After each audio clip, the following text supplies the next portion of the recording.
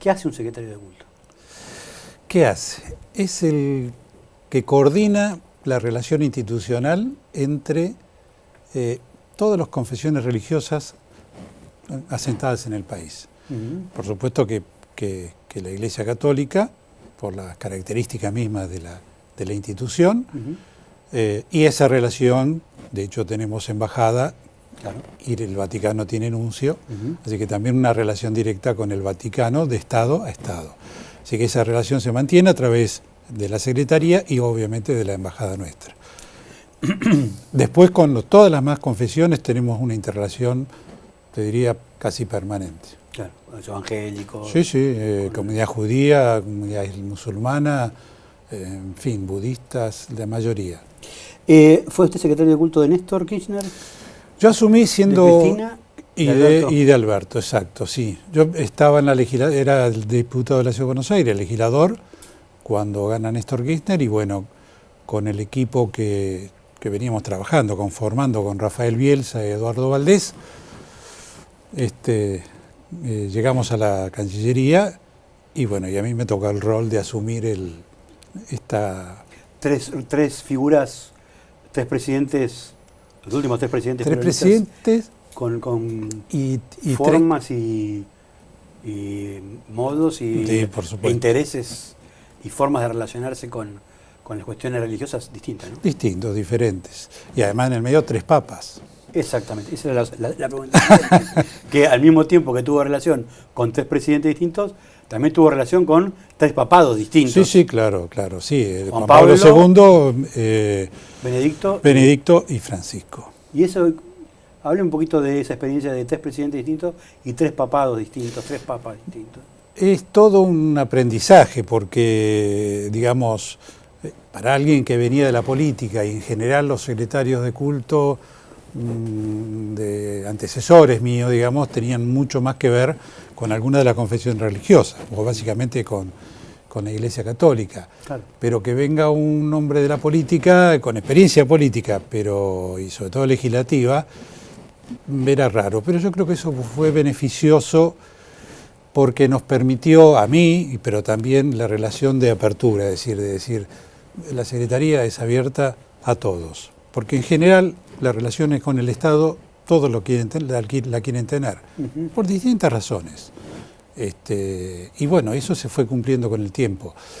La relación con el Vaticano es distinta, sí, o fue distinta, porque no es lo mismo el conocimiento del Papa Francisco, claro, lo conocí yo siendo legislador y el cardenal, que Benedicto o mucho menos Juan Pablo II, digamos. Siempre hay inconvenientes en las relaciones, pero en general siempre fueron sorteados. ¿Y qué es lo permanente y qué es lo que cambia en ese vínculo entre la Iglesia Católica por ahí, el Vaticano y la Argentina o el gobierno? ¿Qué es esa cosa que es permanente? ¿Qué tipo de intereses o qué tipo de prioridades tiene el Vaticano, la Iglesia, de relación con el gobierno argentino, ¿no? En general es una relación cordial que tiene como sus momentos, por ejemplo el tema del aborto, que es un tema que genera determinado ruido en la relación,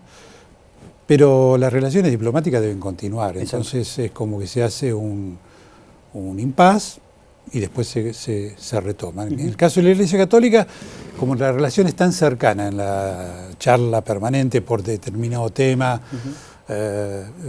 la hemos institucionalizado en realidad con la presidencia, en este caso de Óscar Ojea, que viene también renovando su mandato como presidente, y esa relación tan cercana hace que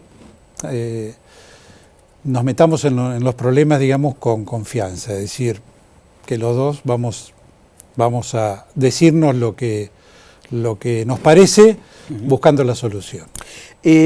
Vamos a hablar ahora en un ratito sobre los 10 años del papado de Francisco, pero me interesa que me cuente usted, para usted, quién es y qué es Jorge Bergoglio. Mira, para mí... Cuando usted asume, él estaba como arzobispo y como... Él era arzobispo de Buenos Aires y presidente de la Conferencia Episcopal. con la idea de jubilarse. Ah, Pero no lo sabía. sí, él, te cuento una pequeña anécdota que es pública, pero estábamos en una de las últimas visitas que normalmente se hace antes de Navidad, de la conferencia episcopal, en este caso a la presidenta, Cristina Fernández de Kirchner, y Cristina le dice, cardenal, dice, ¿a qué edad se jubilan ustedes? Y él le dice, Cristina, mire, nosotros tenemos una fecha que es por distintos motivos, que tiene que ver con la salud de cada obispo, a los 75 años. Entonces Cristina le dice, nosotros tendríamos que hacer lo mismo. Un año después, bueno, Cristina se renueva, Claro. y él un año y pico después Es papa. se va el 26 de febrero de ese año y es papa. Ahora, cuénteme qué conoció y cómo puede describirlo. Al Bergoglio de Buenos Aires, al Bergoglio del padre Mario, Sí, del padre Jorge. y al Jorge, Francisco. Y a Francisco, ¿no? Mira, ¿ha cambiado en qué aspecto? Digo, Sí. yo creo que es la persona, su personalidad, su capacidad, su inteligencia.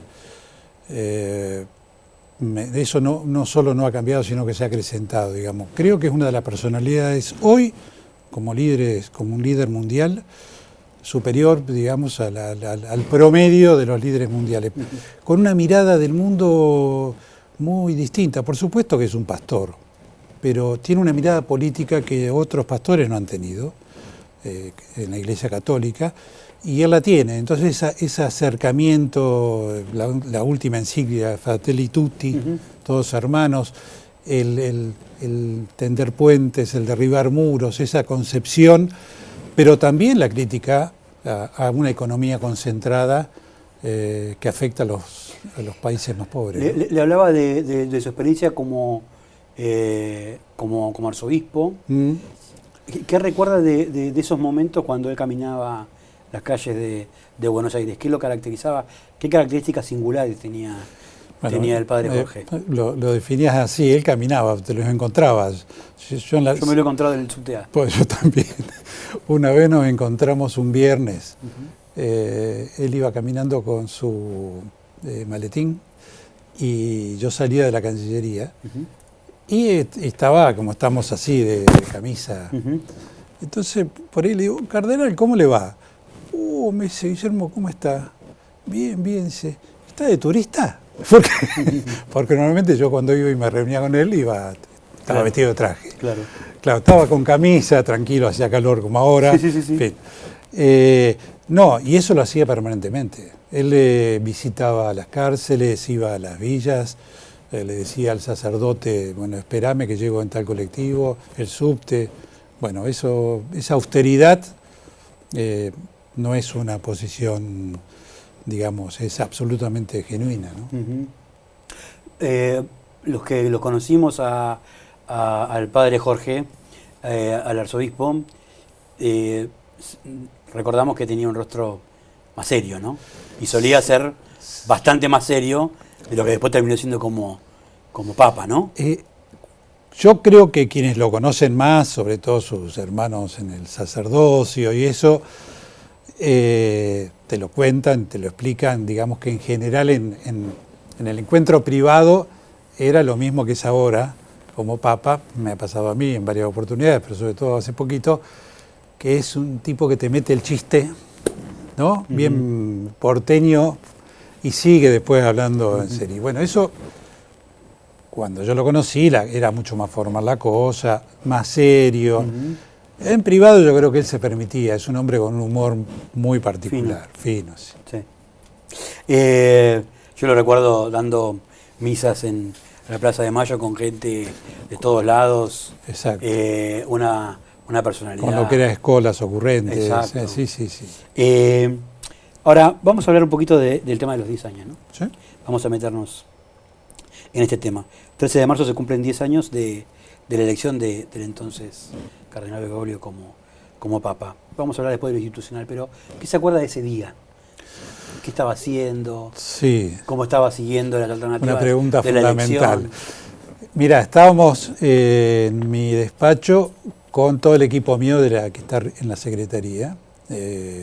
y aún algunos de los directores también, mirando la fumata o esperando la fumata. 4 de la tarde creo que fue aproximadamente. Cuando aparece Turán, el cardenal Turán, y anuncia el George Marius Bergoglius, bueno, fue un estallido de... En general yo pensaba que podía, pero no tenía ninguna certeza de que podía ser. Pero estaba la posibilidad. Estaba. ¿Ustedes tenían esa información? Teníamos una información que venía por vía Cuba, de un cardenal muy amigo de él, que había una buena expectativa. Pero es un cónclave y se vota. Claro. Así que bueno, fue una sorpresa y a los 2 minutos me llama el secretario privado de la presidenta y me dice, Guillermo, te busca la presidenta. Me corro a la privada porque era un ruido de todo el equipo mío. Eso me interesa que me cuente. ¿Qué pasó? ¿Qué fue? ¿Festejo, grito? ¿Qué pasó? Sí, total, sí, festejo, una sorpresa. Porque fue una especie de shock. Un shock. Sí. Estábamos en la cancha, Claro. Era algo muy parecido. ¿Qué sintió usted personalmente cuando escuchó y dijo, el Papa es argentino? No, primero me quedé mudo, porque no lo podía creer. Yo digo, es impresionante esto, porque te toca también como parte de un esquema, digamos, donde vos estás y te toca ahora ese argentino que vos conociste antes y hablabas con él, en fin, fue un estallido. ¿Estaban acá en Buenos Aires? Estábamos en la Cancillería, en el piso 9 de la Secretaría, viéndolo por televisión, sí, claro. Y a los 2 minutos me llama Cristina y me dice, Guillermo, prepara todo, nos vamos para Roma. Claro. Así fue lo que fue después el viaje inicial. Le pregunto ahora ya en concreto sobre esto de que la llama Cristina, porque ese llamado de Cristina diciendo vamos para allá, se produce cuando todavía la relación de el gobierno con el entonces cardenal no era tampoco tan buena, o no era... yo creo que Cristina dio vuelta a la página, después de aquellos cruces con Néstor, producto también de las dos personalidades fuertes, ¿no? Tanto de Néstor Kirchner como del cardenal, y con miradas políticas, si se quiere, no digo partidarias, pero políticas de la realidad argentina. Cristina dio vuelta a la página, su relación fue muy, muy distinta, pero además, hubo una especulación, si te acordás, con que había dicho que no iba a ir. Lo que yo cuento acá son 2 minutos, todavía estaba él en el balcón cuando ella me llama y me dice, vámonos a Roma. Porque lo que trascendió en esa época, en ese momento, fue que, de hecho, hubo declaraciones de dirigentes kirchneristas que criticaron a... Pero a cuenta y cargo de cada uno de ellos, claro. Digamos, no fue la presidenta. No era la presidenta, no era el gobierno el que tenía este vínculo. No, esto es así, creo que ella lo relata en su libro también. Sí. Ahora, ¿cómo era esa relación de el gobierno con una figura tan importante como, no siendo Papa, ¿no? Esa relación que tenía el gobierno con una figura tan importante como la de Bergoglio acá en Buenos Aires? ¿En qué puntos había tensión? ¿Y con qué cosas no había un acuerdo? Se tensionó en algún momento, que fue el 2005, sí. En uno de los últimos Te Deums, sí. El 25 de mayo, donde en general el cardenal, sus homilías decía cosas que tienen que ver hacia la sociedad, en general hacia todo, y que cada uno a veces lo tomaba si era para mí o era para el otro. Ahí me parece que empezó un poquito el run run, no hubo una respuesta, si te recordás, no hubo una respuesta del gobierno en términos personales, ni de Kirchner tampoco. Sí, lo que se tomó una decisión a posteriori fue mudar el Te Deum, que se fue haciendo incorporando lo interreligioso, se fue haciendo en casi todas las provincias norte y sur también. Le voy a pedir un balance de estos 10 años de pontificado. ¿Qué es para usted esta década de Francisco como Papa, los puntos salientes que considera usted que marcan o que definen el papado de Francisco? Yo creo que tiene tres trabajos fundamentales, que son Evangelii Gaudium, que es su primer trabajo, Laudato Si, como centro, la casa común, el medio ambiente, y Fratelli Tutti, que es justamente la crítica fuerte al neoliberalismo, si se quiere, a la concentración de los países más ricos y al dejar a la deriva a los sectores los países más pobres, al descarte de los abuelos, al descarte de los inmigrantes. Tiene una fuerte política que al día de hoy, primera visita que él hace fuera de Roma es a Lampedusa. Me parece que Bergoglio tiene además, no solo es su pensamiento y lo que uno puede leer de él o escuchar, sino además la simbología, que lo utiliza mucho.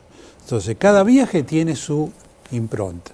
Fíjate vos que fue a Irak, se reunió con el líder islámico ahí con un escenario de guerra, como fueron las celebraciones que se hicieron en Bagdad.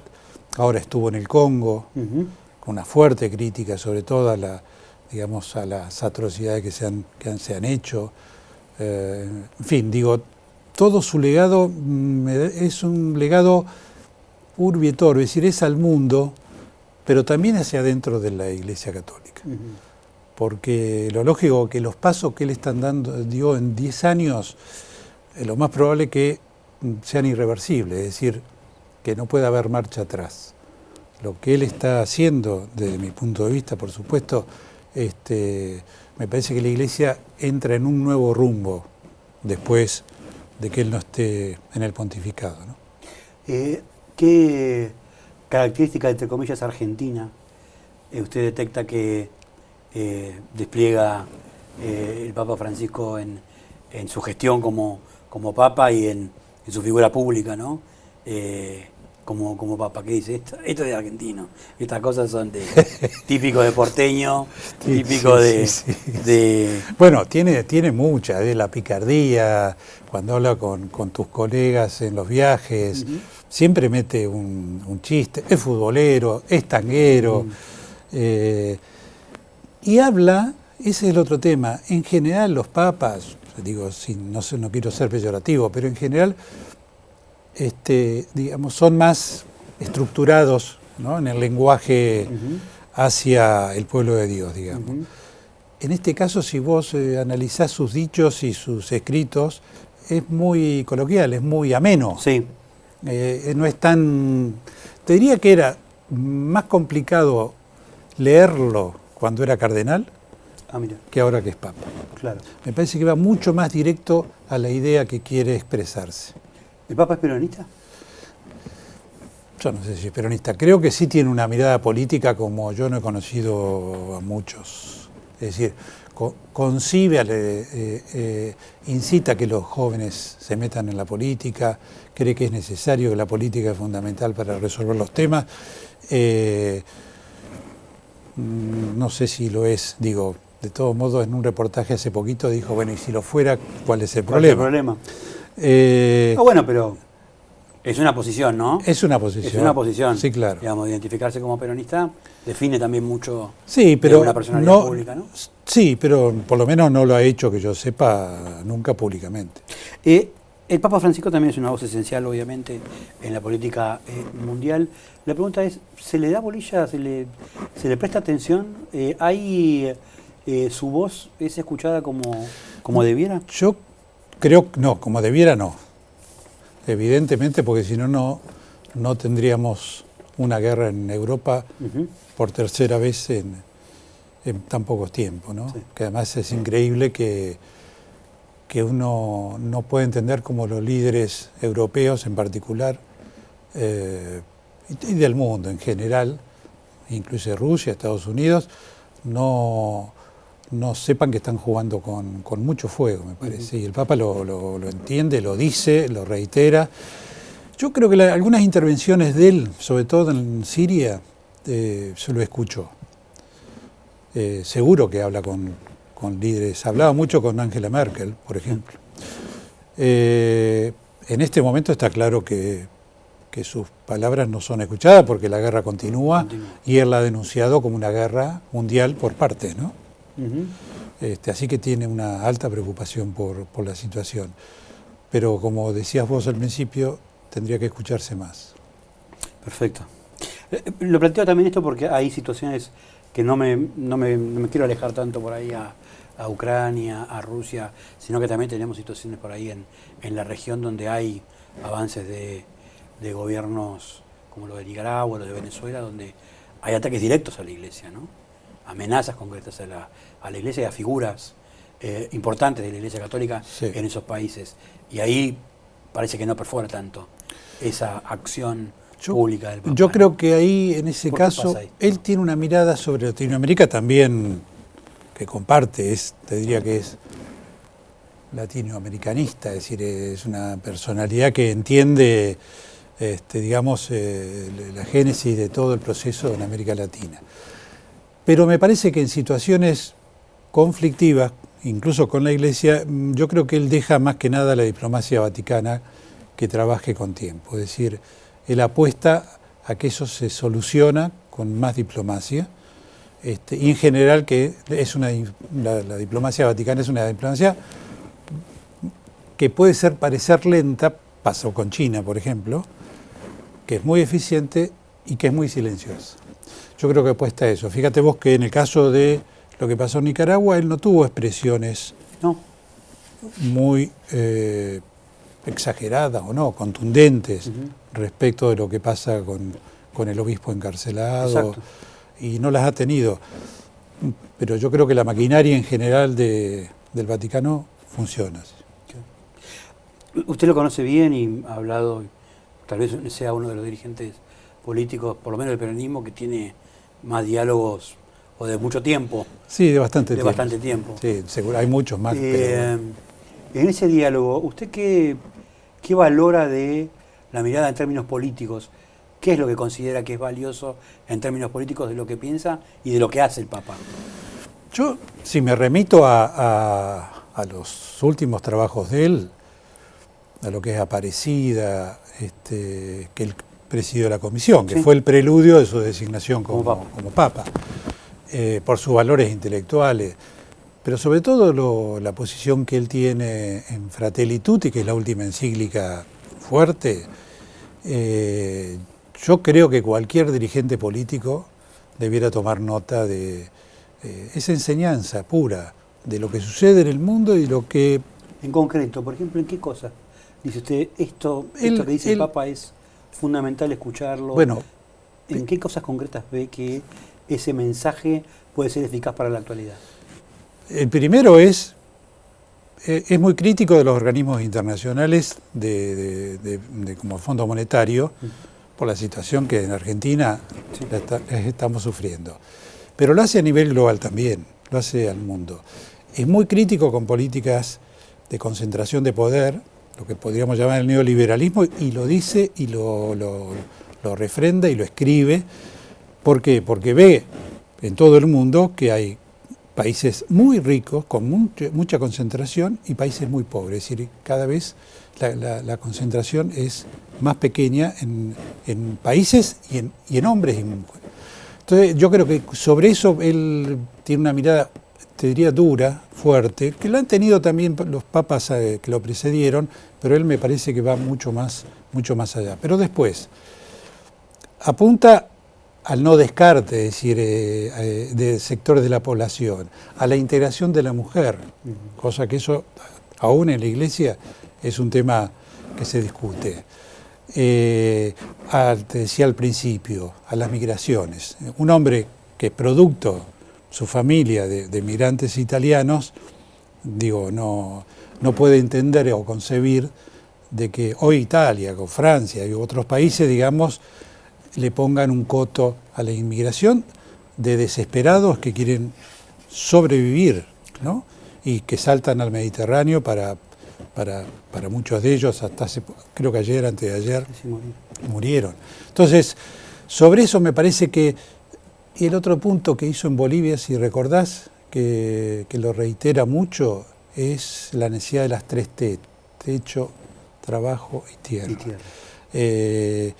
Y bueno, y digamos, me parece que son, para cualquiera que tiene hoy la posibilidad de conducir los destinos de un país, y más con América Latina y en Argentina en particular, yo creo que sería bueno refrescar esas... Hablando de tierra, techo y trabajo, me llega justo esa definición porque tenía como pregunta importante cómo muchas veces se interpreta lo que hace, lo que dice o cómo actúa el Papa en función de la política argentina. ¿Qué piensas de eso? Que hay que ser cauteloso con eso, porque, él en general está preocupado por lo que sucede en el mundo. Por supuesto que la Argentina es parte del mismo y su corazón también está en la Argentina. Pero cuando vos hablas con él, la mayoría de las veces él habla sobre lo que sucede en general. Tiene una mirada que dejó de ser el cardenal de Buenos Aires. Claro. ¿No? Entonces, sí, piensa en argentino, hace chiste como nosotros los argentinos, todo eso, pero piensa en el contexto del mundo. Cuando habla arriba de un avión o con una encíclica, no se dirige solo a nosotros. Por eso digo, es al mundo en general. Entonces, debemos ser nosotros cautelosos para no... Porque si no, lo que hacemos es, lo ponemos en un partido o en otro. Y no lo es para nada. Él es el Papa, es el líder de los católicos en el mundo y me parece que en esa posición, y un pastor además, por eso tiene su pectoral del buen pastor. Pero digo, de la Argentina, a lo mejor hablará a posteriori, pero como le dijo algún interlocutor hace poco, dice, yo viví muchos años en Argentina, así que que ya está, digamos. Claro. Hay dirigentes, referentes que tienen como activo su vínculo con el Papa. Pienso en Grabois, pero no me importa hablar del caso particular, pero sí de la relación que tal vez mantiene el Papa con algunos dirigentes o algunas personalidades que le generan, digamos, insumo propio como para informarse y también eventualmente para bajar algún que otro mensaje, ¿no es cierto? ¿Cómo hay que entender esa lógica? ¿El Papa tiene voceros oficiales y voceros oficiosos? ¿O el Papa solamente se refiere a la Argentina o tiene relación con la Argentina por los canales formales, si se quiere? No, tiene por los formales y puede tener por los informales, digo. Ahora, si uno tiene una charla privada con el Papa y yo vuelvo a Buenos Aires y digo, el Papa me dijo tal cosa, estoy tendenciando, digamos, estoy haciendo algo no solo incorrecto, sino que estoy poniendo en mi boca cosas que a lo mejor no necesariamente me las dijo para que yo la transmita. Me parece que ese tipo a veces han sucedido esas cosas y él no lo toma tan a bien, obviamente, ¿no? Claro. Con Alberto, ¿cuándo fue la última vez que habló y sobre qué temas hablan? Con Alberto estuvo... Con Alberto Fernández, ¿no? Sí. Estuvo el primer viaje, que fue el 31 de enero del 20, antes de la pandemia. Sí. Tuvieron una reunión privada, después nosotros tuvimos una reunión, Felipe Solar, el canciller, con Parolín, que es el secretario de Estado, y el segundo viaje fue cuando ya la pandemia estaba menguando, aunque hicimos, si recordás, cuatro ciudades capitales, Portugal, Lisboa, Madrid, Francia, París y Roma. Ese fue el segundo viaje. En el primero él habló del tema del aborto, todavía no se había elevado el proyecto, pero lo habló en privado con el Papa. Después lo volvió a hablar con el secretario de Estado, y en el segundo ya había sucedido. Ahora, no hay un diálogo muy fluido ahí. Hay un diálogo, entre jefes de Estado y entre argentinos importantes, si se quiere. Yo creo que cuando hay elementos necesarios, puede haber diálogo, puede haber o puede haber algún tipo de mensaje escrito, pero no es que sea un diálogo permanente, ni mucho menos. Claro. ¿No? Digamos. ¿Y con Cristina? Con Cristina él habló al día siguiente del atentado a Cristina. ¿Y qué se pudo saber de esa conversación? No sé, pero te lo puedo confirmar que fue... Yo estaba en Roma en ese momento y lo vi a él el lunes. Lo pregunto porque parece que en algún momento como que lo quiso esquivar, como que el Papa trató de no meterse y no estar en una reunión con Alberto, no sé, ¿verdad? Una de esas versiones que corren y que tal vez no sean tan bien intencionadas. La relación es buena, digamos. No. Alberto nunca... No. En general los pedidos de audiencia de presidencia lo hacemos nosotros, Claro, lo hago yo. Claro. Y en ningún momento, después de esos 2 viajes, en ningún momento evaluamos la posibilidad de un encuentro. Perfecto. Ahora, hablamos sobre lo más importante que hay en la relación entre Argentina y el Papa, entre Francisco y los argentinos, que es de su ausencia de este suelo. ¿Por qué no viene? ¿Por qué no viene el Papa? Viene? ¿Qué piensa usted de este tema? Es tremendo. Sí, vos sabés que yo pienso lo mismo de todos los argentinos, que incluso que hombres de la Iglesia, que tendría que haber venido inmediatamente. En general, los papas, Juan Pablo, se van a Alemania, Polonia. Se despiden. Exacto. Sí, me parece que él tenía pensado viajar cuando vino a Chile, pero bueno, finalmente dio algunas explicaciones que no pudo combinar. Pero yo creo que lo más importante desde mi punto de vista es que él le produce muchísima angustia, supongo, lo que es la grieta que se instaló en nuestro país. Y si él no aporta a la unidad, esto sería Boca River, ¿no?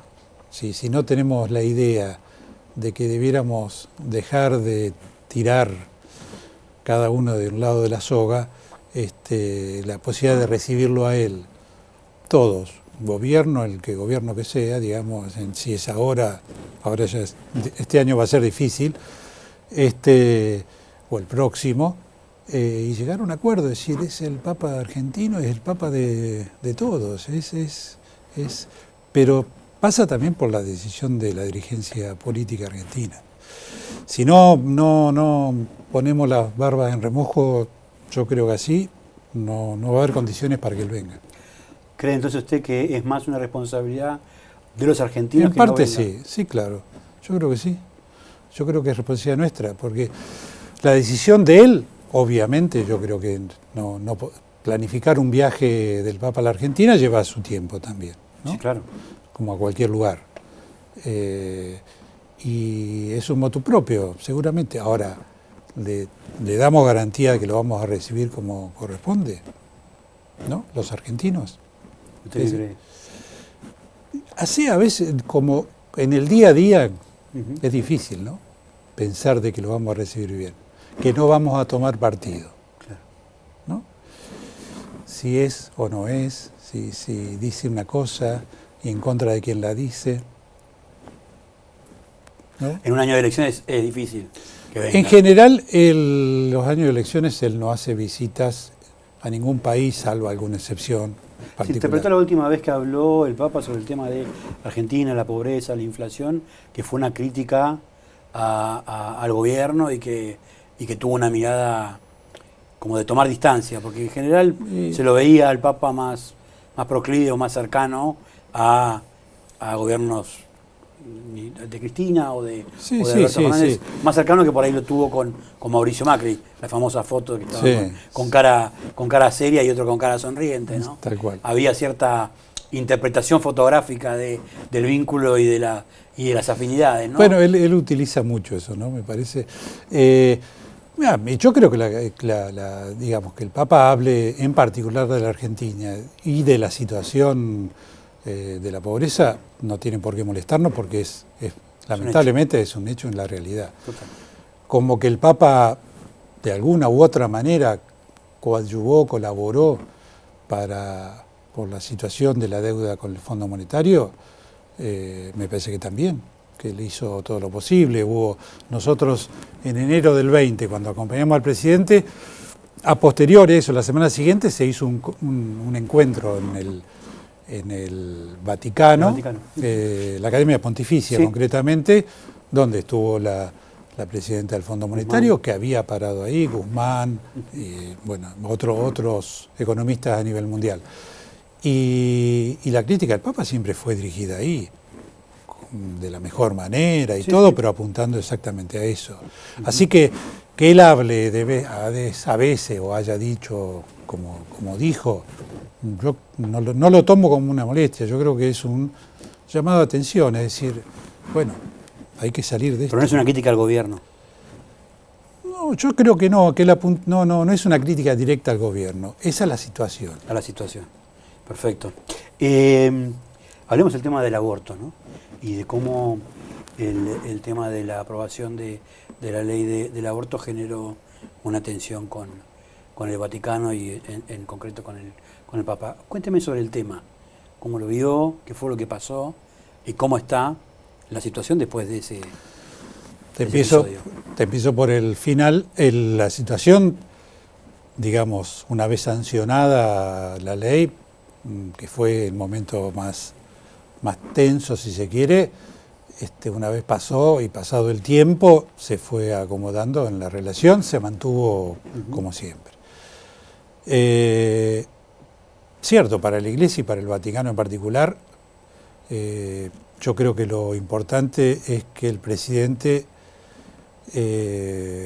no escondió la baraja, habló directamente con él un año antes de mandar casi un año antes de mandar el anteproyecto y votarlo.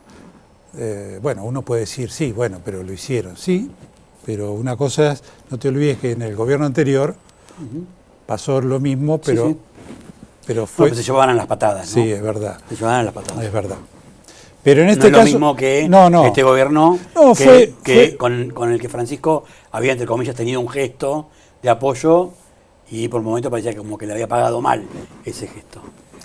¿Cómo lo analiza y si coincide con esta idea, ¿no? Yo creo que lo que se hizo fue, o el presidente hizo, fue decir la verdad y decir lo que iba a hacer. Puede gustar o no, está claro que no gustó, digo, pero lo adelantó, lo dijo.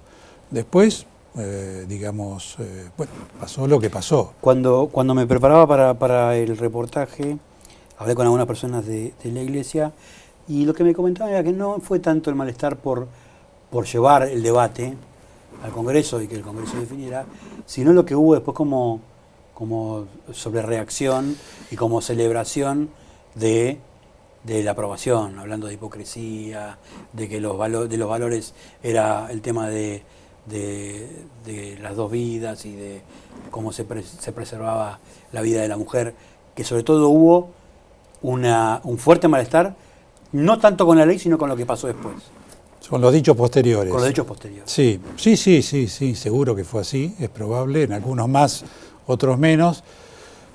Sí, en general, una vez que el Congreso dictamina y vota una ley, me parece que uno debiera acotar las reacciones a lo propio, porque el debate se da donde se tiene que dar. Claro. Cuando después hay voces que por ahí toman posiciones que exageran, me parece que eso lo que hace es genera en las relaciones institucionales, que vos tenés que mantener sí o sí en algún momento, Claro. generan Tensión. tensiones, exactamente. Y después hay que levantarlas esas tensiones. ¿Costó levantar? Y lleva tiempo, sí. Por eso digo, ¿sabés por qué se levantan? Cuando vos conocés más al otro, a tu prójimo, y el prójimo te conoce.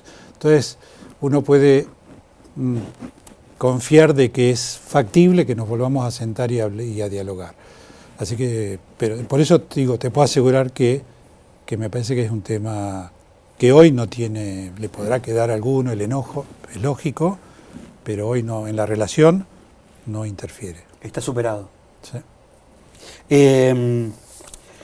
Hablemos un poco del tema del Papa Francisco y cómo intervino en lo que es como la renovación del clero en Roma, de todo lo que son los cuerpos de autoridades y de obispos en Roma, pero también en Argentina, porque, entre comillas, metió mano, ¿no? El Papa Francisco en los principales arzobispados y en los principales lugares de decisión. Esto es así. Sí, claro. Él a la par de un profundo cambio institucional la nueva constitución del Vaticano. Sí. Que por ahí el que no está en el tema la pasa por arriba, digamos. Pero por eso te decía que los cambios que él está implementando, desde mi punto de vista, pueden ser irreversibles, porque son profundos.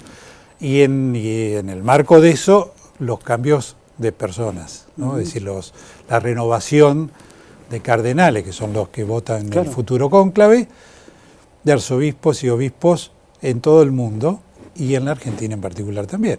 Digo, acá también hay un cambio de los obispos y cardenales, en el caso de cardenales pocos, porque quedan muy pocos, queda Polison simplemente como cardenal primado de la Argentina, pero después digo sí sobre los obispos que venían de tradiciones anteriores. Vos tenés hoy un promedio de obispos de 60 años. Estamos hablando, o incluso en algunos casos menos. Con lo cual hay una renovación en la Iglesia, en las formas también, en esto que él predica mucho, ¿no? Que es el obispo con olor a oveja, exactamente, el pastor. Y eso me parece que en la Argentina es un camino que lo está evidentemente recorriendo. ¿Hizo a una iglesia más de izquierda, más progresista? No te diría que no. Sí tiene una iglesia mucho más comprometida con los sectores que han quedado fuera del sistema, digamos, con los sectores populares, es decir, trabajando mucho, los curas Villero, por ejemplo, los curas, hoy hablábamos fuera de cámara, el tema de los hogares de Cristo, que trabajan en los barrios populares de todo el país, así que tiene una idea de que el obispo y el cura tienen que estar comprometidos. Lo preguntaba porque en Argentina, por ejemplo, hay un dirigente político que tal vez es el más visible y el más crítico del Papa, que es Pichetto, que lo acusa como de responsable de esta línea que él considera del pobrismo. De pobrismo, sí. ¿Qué piensa de esto? Un grave error de Pichetto. Yo lamento que él pueda opinar a alguien que tiene una experiencia parlamentaria larguísima y que sea tan intolerante, la verdad. Digo, es una iglesia que trabaja para los pobres, sí, es verdad, eso lo hace, pero no es que viva de ese pobrismo, en absoluto. El cambio que quiere hacer Bergoglio es una iglesia más cercana al ciudadano común, al permanente, y no a las élites. En todo caso, Pichetto podrá estar pensando en otra cosa, digo, pero lamento por ese tipo de expresiones, ¿no? Hay también un compromiso personal del Papa que lo expresa en el ámbito internacional y también tiene traducción acá en la Argentina, que es el tema del diálogo interreligioso y su compromiso con abrirse a otra fe, ¿no es cierto? ¿Qué me acá fue un precursor. Él fue sin duda uno de los... Hubo otros también, pero él en particular, bueno, yo lo he visto recorriendo sinagogas, la comunidad islámica, digamos, se abrió totalmente a... ¿Qué valor le aporta esta cuestión del diálogo interreligioso? ¿Por qué es importante? Porque es importante porque él coincide, cree que comparto, o podemos compartir muchos, que esas comunidades religiosas que cumplen un rol en cada país, en nuestro país, que tienen tradiciones, algunas de más de 100 años o 200, cerca de 200 años la Iglesia Católica, antes que el Estado argentino fuera Estado, ¿no? Cumplen un trabajo en la educación, por la armonía, por la concordia, por la paz. Y por eso lo expresa, y lo expresaba acá y ahora lo hace a nivel mundial. Por eso junta a los líderes religiosos, por eso clama por el cese de fuego en Ucrania, y en general la mayoría de los líderes religiosos comparten plenamente lo que él propone, ¿no? Últimas dos. El tema de los abusos sexuales en la Iglesia, tanto en el ámbito vaticano, que usted conoce, como también acá en la Argentina, y casos concretos que hubo acá en Argentina. Esta problemática, ¿cómo la abordó el papado y qué influencia tuvo en la gestión real de la Iglesia, ¿no? Yo creo que es un tema gravísimo, inocultable, aunque se lo ha ocultado, Sí. ¿no? Muchos años, en muchos países, incluido el nuestro, y que lo empezó a hacer Benedicto en realidad, como intervención. Y ahora Francisco le ha puesto, le fue imprimiendo mucho más velocidad para ser mucho más duro con aquellos que cometen delitos sexuales. La última, el tema del legado, ¿no? De Francisco. ¿Cuál cree que va a ser el legado de Francisco cuando culmine su papado? Una iglesia cercana a los pueblos, muy cercana, bien con el pueblo en general, digo, mucho más adaptada a los nuevos tiempos que vivimos, y una iglesia, digamos, que va a seguir, me parece, exclamando por la paz, porque la guerra está presente y sobre todo en Europa están ahí.